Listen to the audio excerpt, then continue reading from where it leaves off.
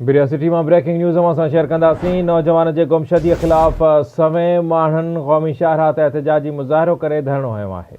असां ख़बर शेयर कयूं पिया। ब्रेकिंग न्यूज़ आहे। कल्होड़ा कॉलोनी वासे नौजवान मुजाहिद हुसैन के खंबण खिलाफ़ एहतजाज किया है। पुलिस एहलकार घर में घिड़ी बेगुनाह नौजवान के खंबे वया हुआ। ब्रेकिंग न्यूज़ आहे। असां ख़बर शेयर कयूं पिया। बिरिया सिटी में नौजवान की गुमशुदगी खिलाफ़ सवें माण्हुनि क़ौमी शाहराह ते धरणो हयो आहे।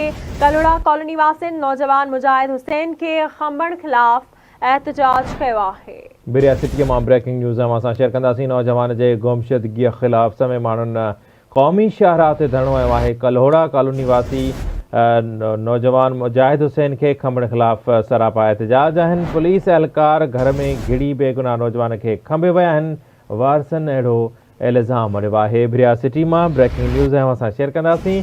नौजवान के गुमशदगी खिलाफ़ सवें माण्हुनि क़ौमी शाहराह ते एहतजाजी मुज़ाहिरो करे धरणो हयो आहे। अवांखे अपडेट कयूं। ब्रेकिंग न्यूज़ आहे। पुलिस एहलकार घर में घिड़ी बेगुनाह नौजवान के खंबे विया आहिनि। अवां सां ख़बर शेयर कयूं पिया। कल्होड़ा कॉलोनी वासिन नौजवान मुजाहिद हुसैन के खंबण खिलाफ़ एहतजाज किया है। तफ़सील मालूम कंदासीं। बिरिया सिटी में आवाज़ न्यूज़ रिपोर्टर राणा अब्दुल सत्तार असां लाइन ते मौजूद आहे। अब्दुल सत्तार, छा तफ़सील आहिनि? जी बिल्कुल।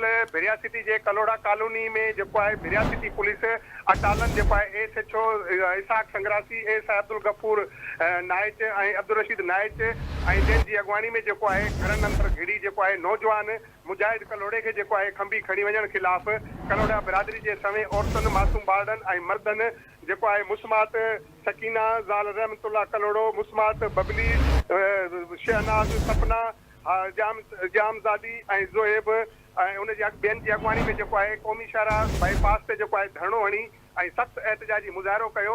मुज़ाहिरनि जो चवणु हो तो संदस नौजवान जो है वो इंटर जो शागिर्द है जेके बेदोई जो है पुलिस जो है खंबे खड़ी वही है।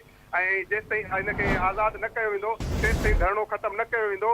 जॾहिं त 2 कलाक धरणो रहण बाद जो है एक समाजी अगवान पारा जो है मुज़ाहिरनि सां कुछ ॻाल्हियूं कयूं, उन्हनि खे साफ़ ॾिनो वियो त उन्हनि जो है धरणो ख़त्म कयो।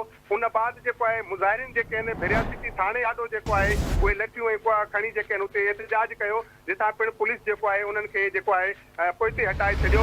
उन बाद ॿिए पासे मालूम थियो आहे त पुलिस जेका आहे खंबे गुम कयल नौजवान सां गॾु चइनि ॿियनि ॼणनि खे मथां बि जेको आहे FIR दाख़िल 3 FIR मुख़्तलिफ़ केसनि जूं दाख़िल कयूं आहिनि। जी मेहरबानी।